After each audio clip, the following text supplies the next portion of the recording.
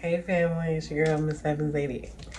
So today we're gonna do a little bit something different. I'm gonna do a story time. I know I had a lot of people that were sending me personal messages about my prison story.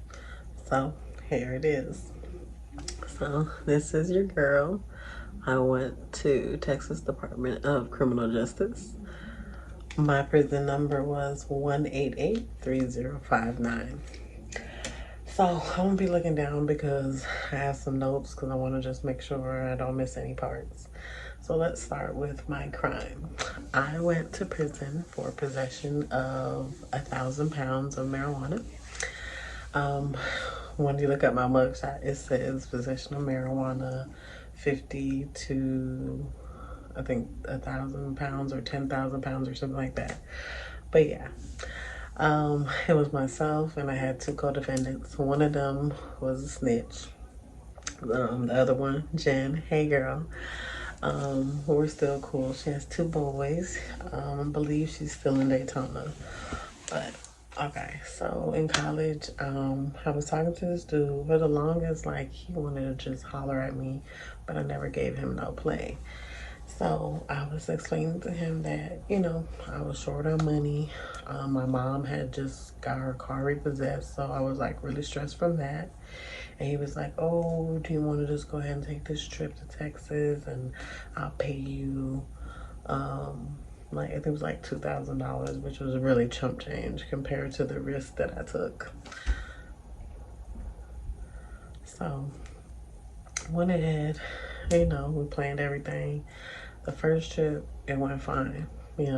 Went there, got the package, came back, got back to Ocala. Everything was fine, got my money. Second time around, fucked around, and we were like just leaving out of, I think it was San Antonio, and we were somewhere close to Harris County because that's the jail that I went to. And we went inside the gas station, and I should have already peeped game because the stop before we went to the bus stop where we got the gas station where we got stopped at, we saw officers get on another bus. You know what I'm saying? But we, kept on going on our mosey little way, not even knowing that they were following us. So we went ahead, went to the gas station, went to the bathroom, and then we got back on the bus. And sure enough, the popo pulled out, and I could hear the dog barking. So I already knew what it was. So I was sitting in the front, and my co-defendants, they were sitting in the back. So I just gave them a look like, the gig's up, bitch. So went ahead, tried to act normal, whatever. So they went straight to the back to Jennifer and Debbie. Debbie was the snitch. And they took them off the bus, but I stayed on the bus. And then they, I guess, were trying to ask them like, "Oh, which one is your bag?" And of course, they denied it. And then they got back on the bus and they found me, because mind you, this is a bus full of Mexicans. I'm the only black girl. It's a white girl and the Spanish-looking girl, which she kind of looked like a rat. She kind of did look like Master Splinter. But how the ever. Got off the bus. He asked me to identify my bag. And, I pointed out some other bag or whatever. And they fucked around and put damn Dora the Explorer. It's in my paperwork. The damn dog's name was Dora the Explorer. So they put her ass underneath the bus. And sure enough, she scratched at all the bags that had the marijuana. Now, mind you, there was marijuana bricks like this. And like it was full. Like it had our clothes in there, it had all type of other stuff, but it had the weed in there. So fucked around. They went ahead and arrested us. Went to like some little processing place or whatever. Now this is my initial arrest. So they ended up giving us probation. So I was arrested on a Friday. I went to court on a Monday. And then I was released by Wednesday on a probation. So I went back to Florida because I was still in school at the time, getting my bachelor's degree. So I was on probation. Now, I went from being in school. Oh no, I went ahead and great. Okay, family. Sorry about that. I had a cut. So today's a whole new day, but I wanted to do a continuation to what happened with me going to prison. So, but while I'm doing that, I went ahead and went to Ulta today, and I got the Juvia's Place Culture 2 palette. So this is what I'm gonna be working with. Which is very nice, very pigmented. Like, that's one thing I love about Juvia's Place. Baby girl is pigmented, okay? The glitter is glittering, okay? She's doing a thing. So shout out to Juvia's Place. Love them. So I got that, which I'm gonna be using in the story time. I also got some lashes. Now I usually get the ones from Amazon, but I'm trying to go to this date night with Bae. Hi, Bae. He watches my channel. I love you. So got these. I think they were like $7.99 when I'm used to paying like $8.99 for a whole 10-20 pack, but they got the money today. They got the money today. So I got that, and then I use tweezers to put on my lashes. So I have this guy, he recommended this one, so I got those. I also got something else from Juvia's Place, y'all. So I got the I Am Magic Concealer. So I wanted to try this underneath my eyes today. And this color is, let's see, 16, I think. Let me see. Yeah, 16. That's the number. But it's the I Am Magic Concealer. So I got that. You know, I am a MAC girl. Tried and true. Like, don't get me wrong, I love other brands and Juvia's Place and Gucci and Fenty, all that. I love it. But I am a MAC girl at heart, so you already know. They didn't have Boy Bait, which is like my signature color from the lip gloss. So I saw Black China buying this one time in Miami. It's called Oyster Girl. So I figured I was gonna try that with a new liner. So I got that one. I also got my go-to, hold on, sorry about that. So I got the spiked eyebrow pencil. That's like my signature color. I always stick with that one. I also got the Sephora brand, the Midnight Brown, which is what I'm going to be using on my face today. So I got that. I got Tried and True Oak, that lip liner, you know what I'm saying? So we're gonna be doing the look with this and the Oyster Girl. And let's see, what else did I get? I saw this one, and I love this on the like my shade of women and darker. Like, it's just, this color just always pops, like, for real, for real. Really, really pretty. Do a little swatch for you. Break my shit. Okay. So that's the color. It really pops. It's called Flat Out Fabulous. So I love that. And then my daughter felt the need to mess up my Sonia Kashuk blender. So I had to go ahead and get me a beauty blender, the $20 one. So we're gonna use this today for the makeup, and we're gonna see how it goes. So let's get into the story time. So I think I ended off talking about, I had left school for a little bit, and I took some time off, and then went back, and so I graduated. Let's get past school. So I graduated.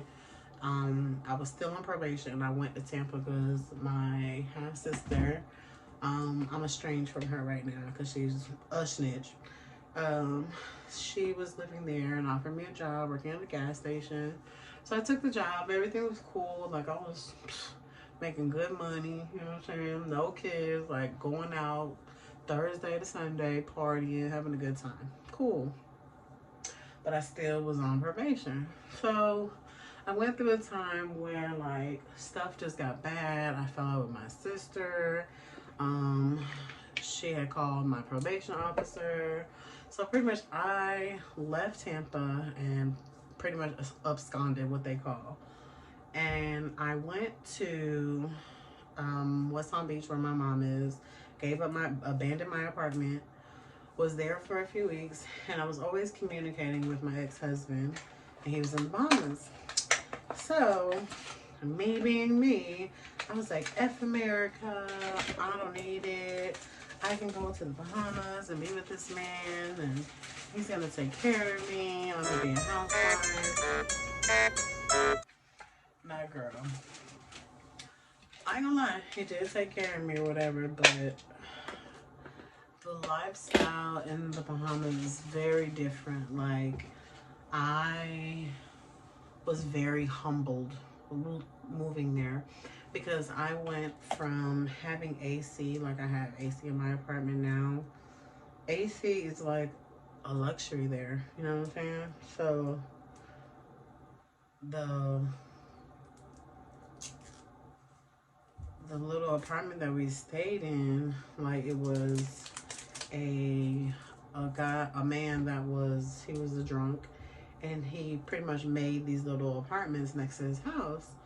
So there was times where like the water went out and like just crazy nonsense that, I dealt with. The area was called Rock Crusher, to all my peoples in Bahamas and Nassau. So we stayed in Rock Crusher and we got married, and within maybe a month or two, I had found out I was pregnant. So I was pregnant with my daughter, Sienna. Now, mind you, my mindset was, oh, I'm going to remain here. I started going to my appointments, and I told my mom that I was pregnant, but she was very persistent on, oh, what happens if you fall out with your husband? Then she's going to be a Bahamian citizen, and you're not going to have any rights, and da-da-da-da. So she got into my head, because at the time, I was very weak to the opinion of my mom. That has now changed for sure. So I went ahead and I told my husband at the time that, hey, I think it's best if Sienna, my daughter, is born in the U.S. I said, I know I'm going to have to turn myself in. They'll probably be waiting for me, which they were. So if you have a warrant and they're gonna let you go, but when you come back, they're definitely gonna arrest you on the spot. So I went ahead, made the arrangements, said goodbye to my husband, and proceeded to head back to the U.S. Went ahead, got to the port of Miami, and sure enough, they called me off the boat first. So I already knew. And at the time, I was 3 months pregnant. So they pulled me to the side to this little makeshift office and told me, oh, were you aware that you're on probation and you have a warrant for your arrest for absconding from Tampa? And I told them yes. So they went ahead. I did tell them that I was pregnant, so they handcuffed me forward, like in front of me, just in case I didn't fall or anything or get hurt. So they took me to Broward County, because that's where I came in through, and they had me at a medical unit. Once they pretty much processed me and confirmed, because they're going to confirm that you're pregnant. So they confirmed that I was pregnant, and they put me at a medical unit. So I waited there 2 weeks for prisoner transport to come pick me up. I came early in the morning. It was a lady. So they took me to the Fort Lauderdale airport, and she was nice. She explained to me everything that was going to happen, that she would have to walk with me with handcuffs on, but she gave me a jacket to put over my arms, but I did have to walk through the airport with handcuffs on. So a few people put it together. Some people weren't even paying attention. But when I went through TSA, like, they did their search, but they put me to the side. That's when they took off the handcuffs. Went ahead, searched me, did all that stuff. Then we waited to get on the plane back to Houston. And that's one thing. Like, if they want you, they're gonna go ahead and come get you. It doesn't matter where you at.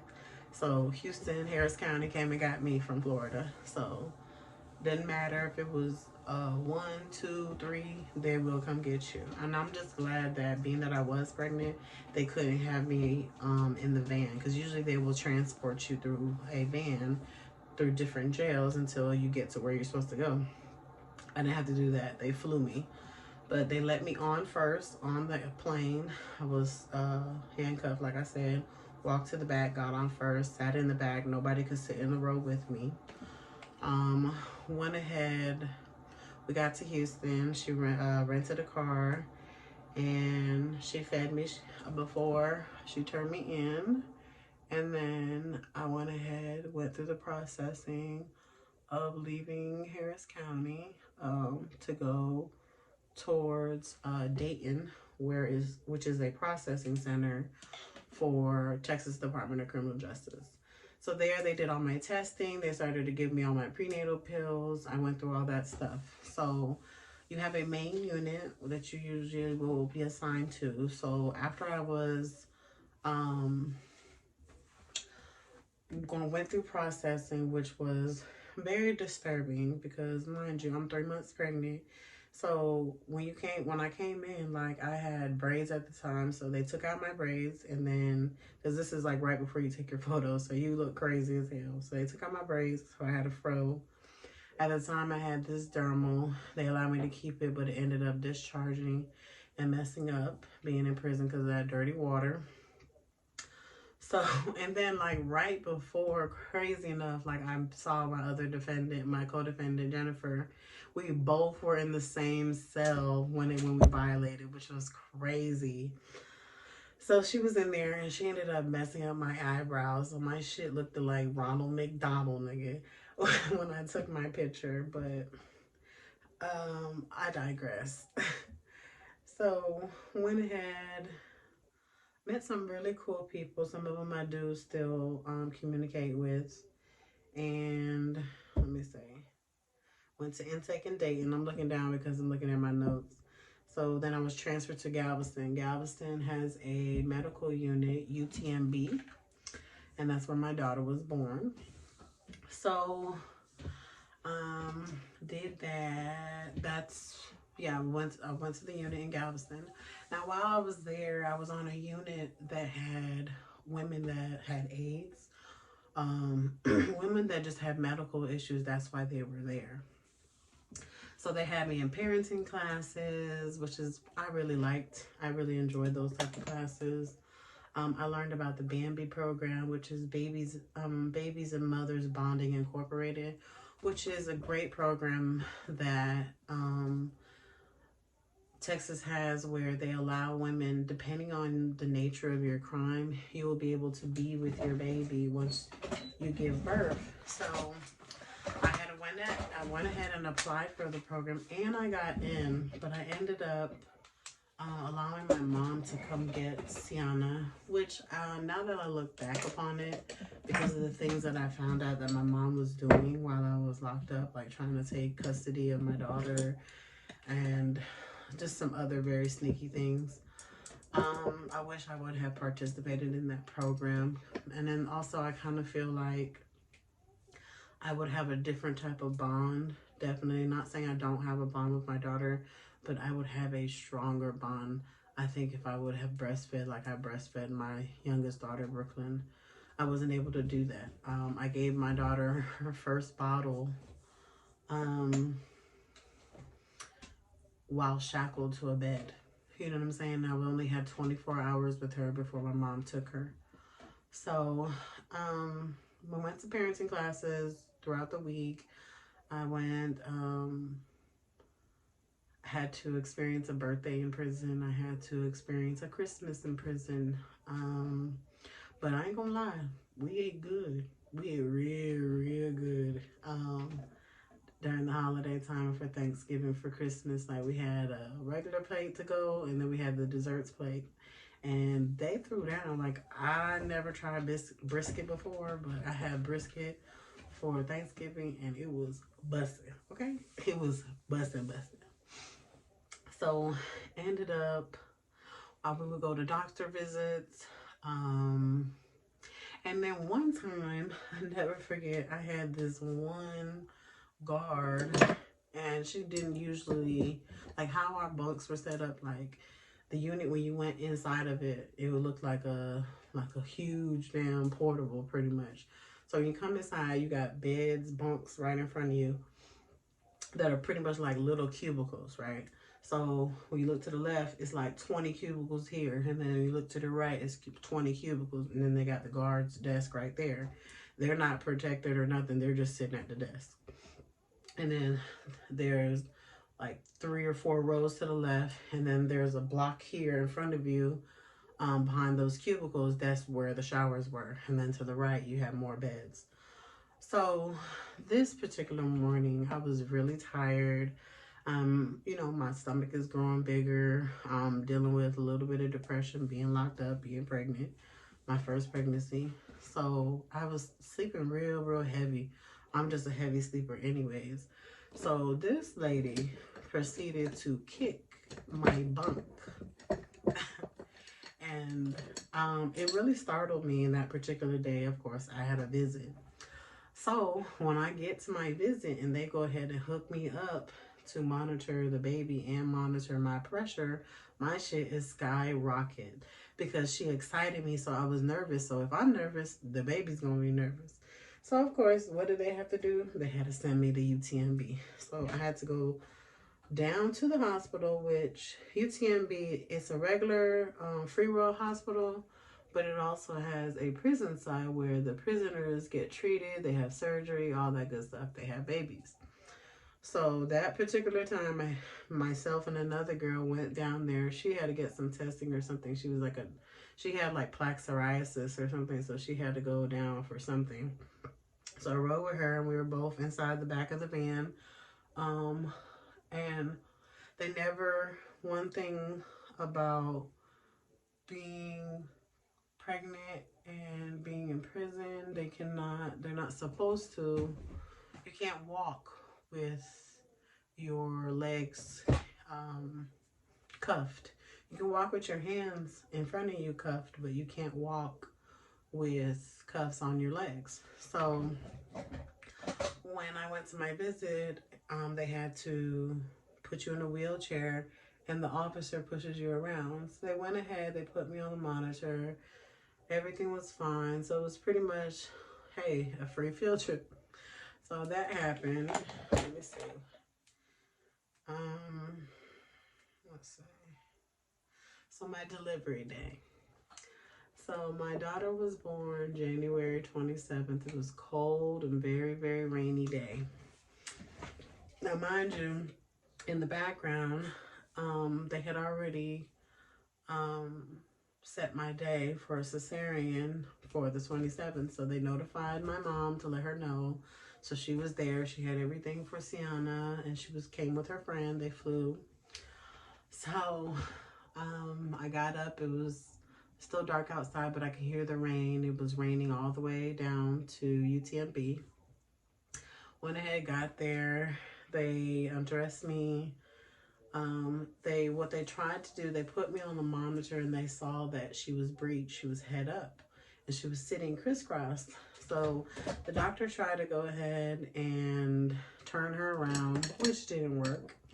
She wanted a princess door, so ended up having to get a cesarean. So, and all my mommies that know, once you get one cesarean, that's just what you have to do. You have to continue to get them. So I've now had 2. It is what it is. The recovery is a lot longer. It's a lot more painful getting up from that bed, but I mean, it happens. You get through it. So went ahead,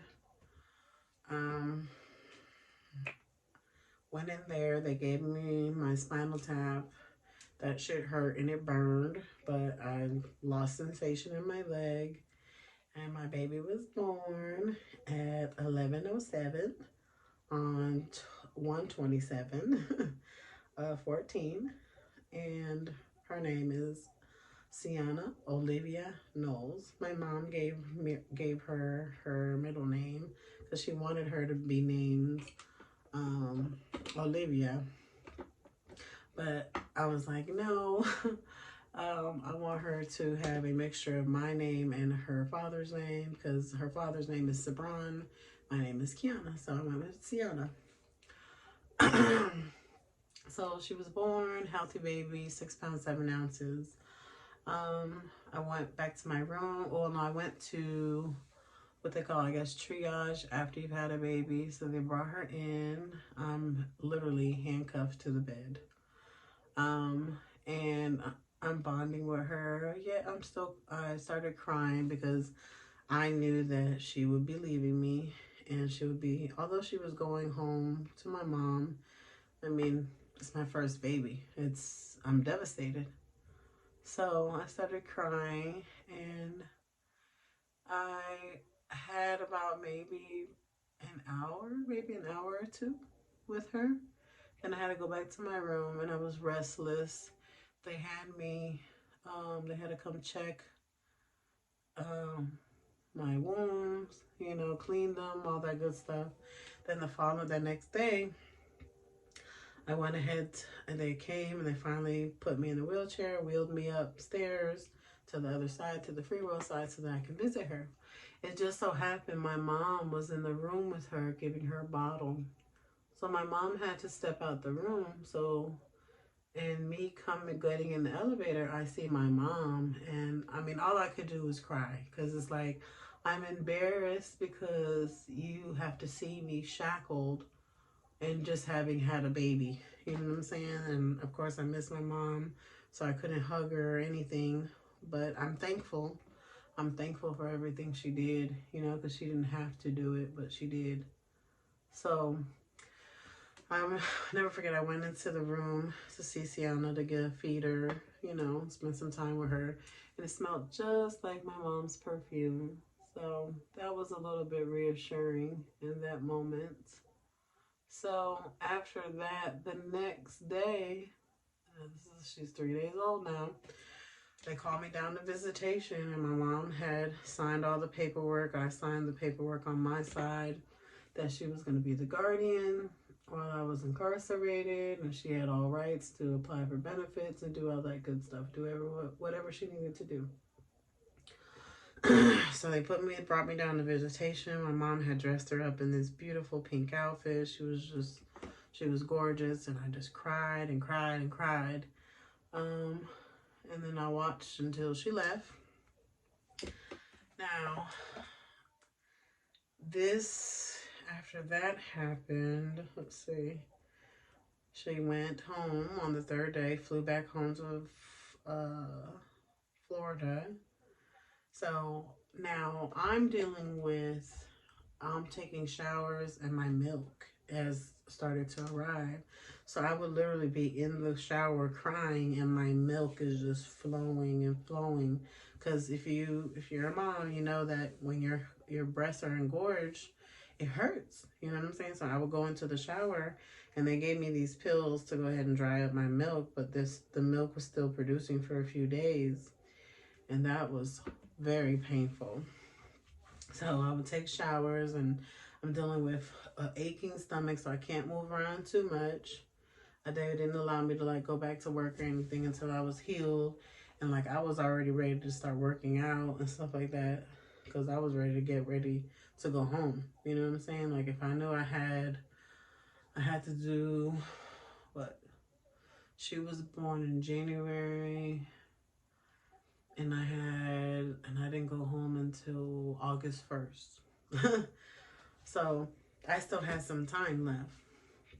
Went ahead, let my sutures heal up. I started working out.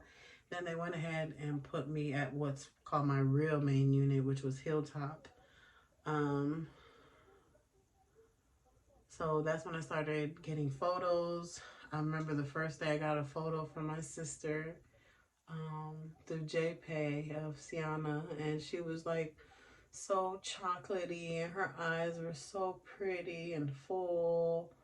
I mean, she just looked like a baby doll. Like, she really, really did. She was just so, so beautiful. She was still beautiful now, but you know, that was my first picture.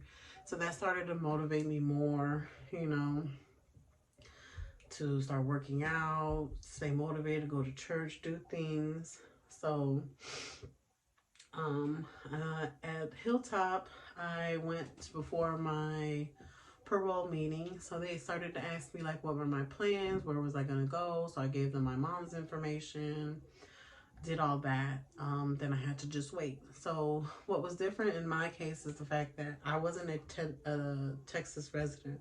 So that it meant that I had to get a what they call an interstate compact, which is where you transfer your parole to another state, but they have to accept you.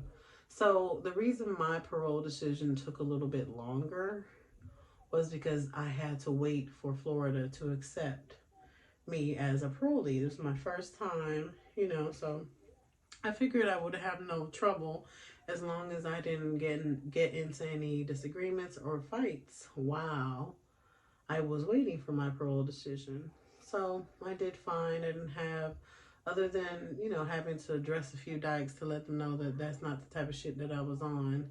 You know, I didn't have no issues. I stayed to myself. I read my books. I listened to music. I worked out, ran around the track. Like, I occupied my time, went to NA. I did things to stimulate me, you know what I'm saying, to keep my spirits up, not getting involved in any nonsense or drama. So I went to Lockhart, which is a pre-release. So pretty much what TDC does is they'll sell your number to Lockhart, and when it's time for you to go back, they'll go ahead and give you back to TDC for release.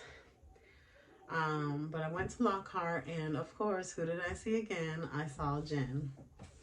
So we would go to church, go to NA classes, and there at Lockhart in a class they call Changes, I learned the definition of insanity, which is completing the same action over and over but expecting a different result. In my whole lifetime, I've never heard that before until I got to prison. I saw very toxic women. I saw women that were hurt, women that were abused. I saw women that were taken advantage of. I heard stories. And then I also saw a lot of women that were very codependent. I am not that type of woman that I feel like I have to have somebody or I have to be in a relationship. But I saw a lot of women cling on to other women and have relationships because they didn't know how to stand on their own. They weren't confident enough. They needed to have that love, you know, that affection from another being. So, saw a lot of craziness. Oh, shout out to Davis. I love you, girl. I still talk to her. She had some crazy relationships while we was locked up, but I met her at Lockhart. She's really, really cool. I love her. And I met Austin. Love her too. So I went ahead. Now we're getting close. I found out my decision, which was, yes, they granted me my parole, which, yay, kudos to me. Then I was preparing for, you know, going back home. They started to give me my social. I applied for my social, so they gave me that. So the day comes and I'm released. And it was like in the middle of nowhere. So I got on this bus and my first meal was like some chicken wings from a damn gas station, but they was good as hell. And I got me a soda, and I bought myself a Black and Mild. So we went ahead. I got to a Kroger's. I was at a bus station, but I ended up getting to a Kroger's. Don't even remember how. And I called my mom and I explained to her, okay, that I was released. And she was like, okay, I'm going to send you some money. Now, mind you, the only ID I had is my prison ID. So I get to the damn HEB. There it is, called HEB. And I get there and I'm in line, and like, this is how God works. Like, didn't have no ID, but this lady was behind me, and she was listening. That I was explaining to the lady, I just got out of prison. My mom sent me some money so that I can get to the airport and buy myself a ticket to Florida. And she was like, "Man, we have to have a state ID and da da da da." So I start crying because I'm upset. I don't know where I am. So I was, where the hell was I? Was I in Houston? No, I was in San Ann. I think I was in San Antonio. So the lady's like, "You know what? Call your mom. Here's my ID, my information. Tell her to transfer the money." So my mom had to go back to the public. She went ahead and sent the lady the money in her name. She accepted it for me. And then before I left, like, the lady prayed with me, and like, I kind of had like a peace over me. Like, I felt like, wow, like, I'm going to be home. I'm going to see my baby. Like, I just wanted to be with my child and be at home. So I ended up flagging on this bus, got on the bus, and made my way to the damn airport. So I got there. Now, mind you, I'm holding nothing but a netted bag that has my letters and like basic stuff. I done gave everything, my makeup, everything to other females before I left, so I didn't need that shit. And I had my pictures of my children, my child, and went ahead, got my ticket. I'm nervous as hell. They ended up giving me like these little jeans. Now, mind you, I had lost some weight now, so I'm looking slim and trim. I've been running around the track.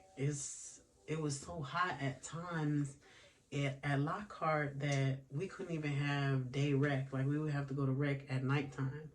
So I done got, real slim and trim, working out, being outside. I used to like go to the little stepping class with those little stair stepper things.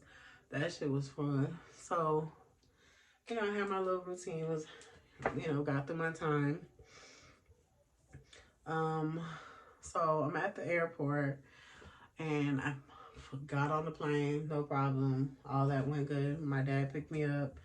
I never forget, I walked in the house, and it's like, I had so much nervousness about seeing my baby.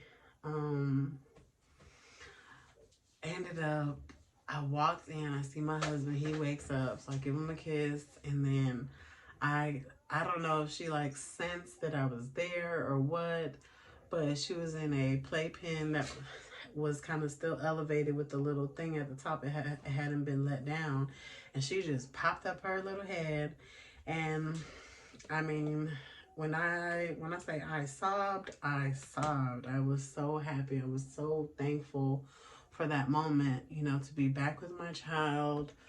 You know, I felt so much guilt, but I was, free. I still had to deal with parole, which I ended up having a great parole officer. Her name is Gwendolyn. We're friends on Facebook. She has a twin sister, and they're both parole officers. And I didn't have any hiccups or anything. I did everything I was supposed to. I kept a job. My first job was Checkers when I came home. I ended up being a supervisor in Boca Raton off of Yamato. So, I mean, things went well. My daughter is amazing. She's thriving. Recently, I saw an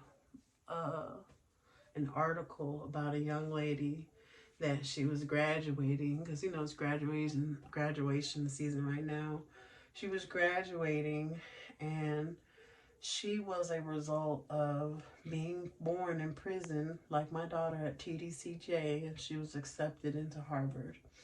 So stories like that, they encourage me, and I would definitely want to make sure that people understand I don't tell this story as a way to impress nobody. It's a way to warn people. You know what I'm saying? Avoid what I did. Avoid having to go through laying on a concrete floor in a small cell with 20 women, and I'm laying next to a damn toilet 4 months pregnant. Avoid these things. You know what I'm saying? Stay out of trouble if you can. I understand people, you gotta survive. People do what they do. But if you can, definitely try to avoid having to be incarcerated, especially incarcerated while pregnant. It is the most trying thing ever. Not a lot of women survived what I've been through. There was women that came back and they have pictures of a dead baby. You know, they didn't have a story of, oh, my mom came to pick up my child like I did. They didn't have those stories. You know, there was a lot of women that were drug addicted. So they were withdrawing. I would see women nodding off because they still had to be on a certain type of drug. So the withdrawals weren't as bad and wouldn't harm the child or harm the baby. So that's my little story time. I just wanted to tell what happened as far as me having my child in prison. And I'll make sure to insert some photos of my daughter now. She's 9. I have a 9-year-old, Sienna, which is the baby that was born in prison at Galveston, Texas. And now I have a 4-year-old, Brooklyn, which is a whole nother story. I got to tell y'all about that story, about how he had 3 women pregnant at the same time, and I was number 2. So that's another story for another time. Thanks for watching.